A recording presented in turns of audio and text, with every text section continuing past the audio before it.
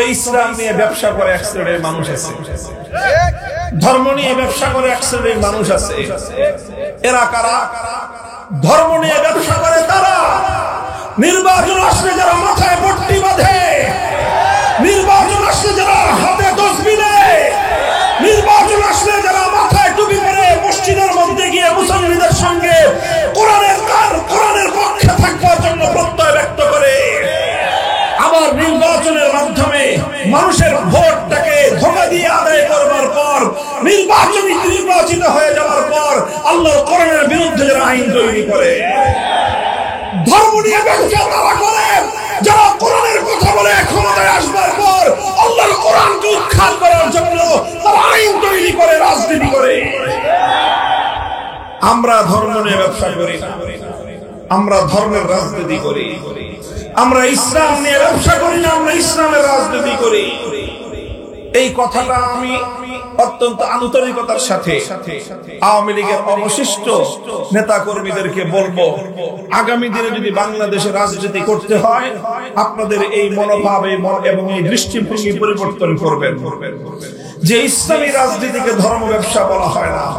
ধর্ম ব্যবসা বলা হয় যারা ধর্ম করে না, যারা ইসলামকে মানে না, অথচ ইসলামকে তারা মানুষের সামনে নিজের অচল মালকে পরিচালিত করবার জন্য, নিজের অবৈধ উদ্দেশ্য চরিতার্থ করার জন্য ইসলামের নামকে যারা সাক্ষ্য হিসেবে ব্যবহার করে, তারা ধর্ম নিয়ে ধর্মের ব্যবসা করে।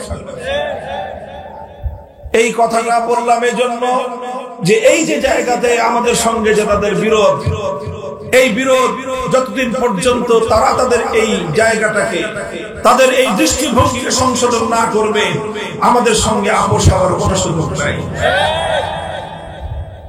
এই প্রসঙ্গে সর্বশেষ কথা হলো আমার এই আওয়ামী লীগের সঙ্গে রাজনীতি করতে করতে এই সমস্যা আস্তে আস্তে ধীরে ধীরে বিএনপির রাজনীতি যারা করেন তাদের মধ্যে সংক্রমিত হইতেছে।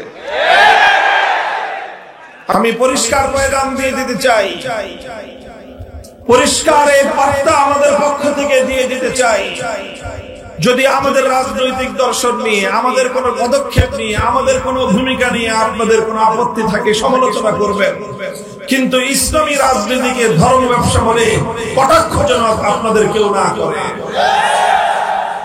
যদি আপনাদের কোন নেতা, আপনাদের কোন দায়িত্বশীল ইসলামী রাজনীতিকে যদি ধর্ম ব্যবসা বলে কটাক্ষ করার চেষ্টা করে, আপনাদের সঙ্গে আওয়ামী লীগের মতো আচরণ করতে আমরা দুইবার ভাববো না।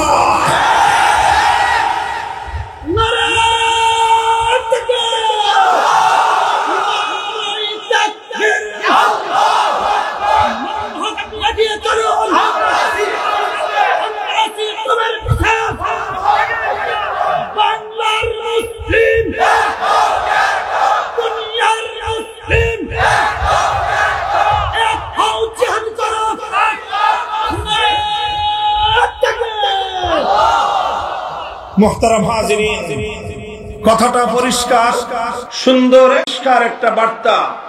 আমি বাংলাদেশে যারা ইসলাম বিরোধী রাজনীতি যারা করেন অথবা অনইসলামিক রাজনীতি যারা করেন তাদের প্রতি আমাদের পরিষ্কার বার্তা।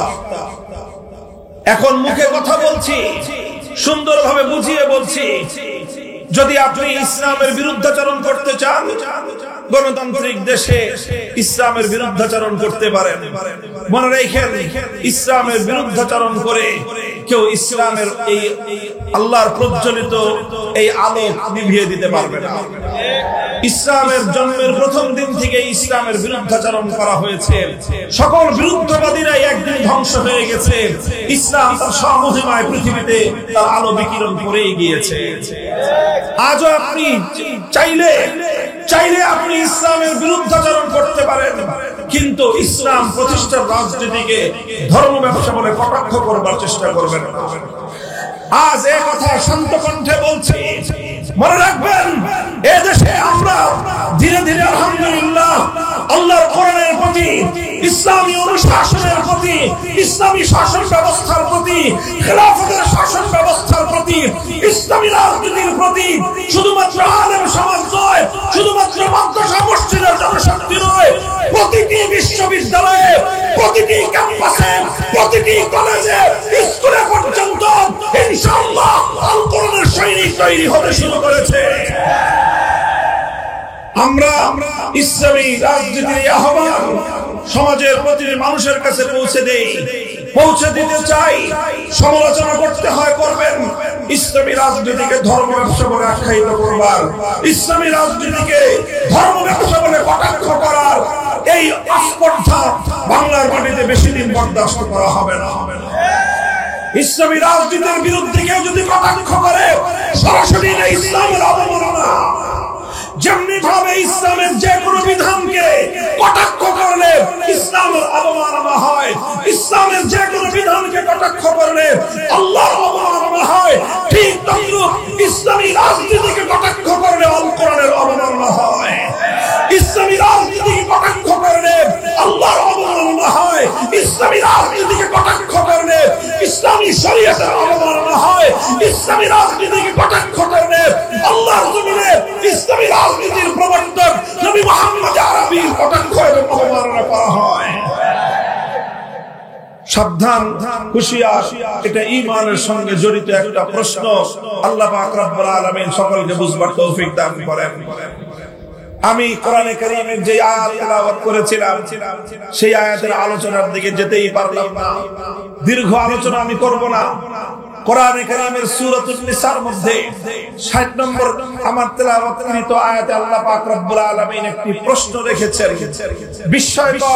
বিস্ময়াভূত হয়ে বিস্ময়ের সঙ্গে আল্লাহ পাক রব্বুল আলামিন আশ্চর্য বোধ করে একটি প্রশ্ন রেখেছেন। আল্লাহ বলেন, আলাম তারা ইলাল্লাযীনা ইয়াজউমুনা আন্নাহুম আমানু বিমা উনজিলা ইলাইকা ওয়া মা উনজিলা মিন ক্বাবলিক ইউরিদুনা আন ইয়াতাহাকামু ইলাত তাগুতি ওয়া ক্বাদ উমিরু আন ইয়াকফুরু বিহি ওয়া ইউরিদু আশ-শাইতানু আন ইউদিল্লাহুম দালালান বাঈদা। আল্লাহ বলেন যে তোমরা কি দেখেছো এক শ্রেণীর মানুষ এমন রয়েছে, তোমরা কি লক্ষ্য করো যে কিছু মানুষ এমন রয়েছে, ইয়াজউমুনা আন্নাহুম আমানু, তারা দাবি করে যে তারা নাকি ঈমানদার। তারা কি দাবি করে? তারা নিজেদেরকে ঈমানদার বলে দাবি করে। ইয়াজউমুন অর্থই হলো ইয়াদউন, তারা নিজেদেরকে ঈমানদার বলে দাবি করে। অথচ আল্লাহর কোরআন বলতেছে, অথচ ইউরিদুনা আন ইয়াতাহাকামু ইলাত তাগুত ওয়া ক্বাদ উমিরু আন ইয়াকফুরু বিহি। নিজেদেরকে তারা ঈমানদার বলে দাবি করে, অথচ তারা তাগুতের কাছে বিচার চায়, তারা তাগুতের কাছে ফয়সালা জানতে চায়, তারা তাগুতের সিদ্ধান্ত জানতে চায়।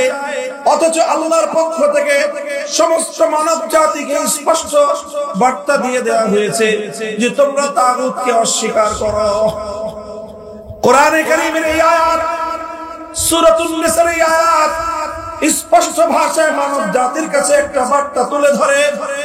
সেই বার্তাটা হলো এই, যারা তাগুতকে বিশ্বাস করে, যারা তাগুতের সিদ্ধান্ত মানবার জন্য প্রস্তুত হয়, তারা আর কিছু হলেও হতে পারে, হাজি হতে পারে, গাজী হতে পারে, পাজি হতে পারে, কিন্তু ঈমানদার হতে পারে না।